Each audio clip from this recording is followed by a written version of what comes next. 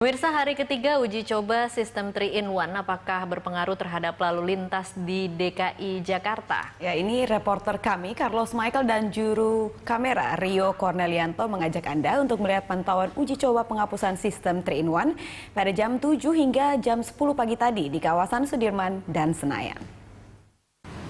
Pada jam-jam pemberlakuan 3-in-1 yakni jam 7 pagi sampai jam 10 pagi misalnya. Jalur ini tepat berada depan gedung standar charter di kawasan Satrio, Kuningan, Jakarta Selatan. Biasanya di sini berjejeran begitu banyak joki 3-in-1 yang menawarkan jasa joki untuk memudahkan para pengguna mobil bisa melewati jalur 3-in-1 dengan aman. Tetapi di hari ketiga ini tidak terlihat adanya satupun joki yang kemudian menawarkan jasa mereka di sini.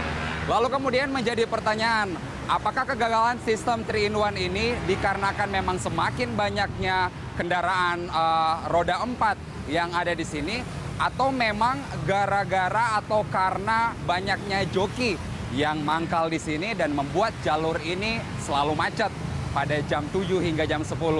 Dan Anda bisa lihat bahwa dengan tidak adanya joki di sini, suasana lalu lintas yang ada di sepanjang Jalan Satrio ini justru lancar dan tidak macet. Kita akan melihat kemudian sisi lain dari tempat yang biasanya diterapkan sistem 3-in-1. Saya mengantar Anda ke kawasan Senayan, Jakarta.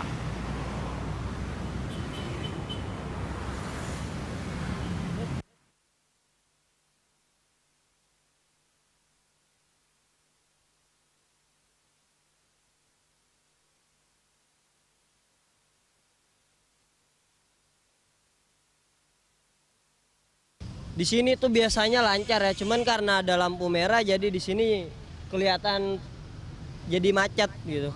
Bukan karena dihapus 3-in-1 atau gimana? Enggak, karena tuh 3-in-1 juga dihapuskan itu malah jalanan semakin lancar bukan malah macet. Makin lancar justru ya.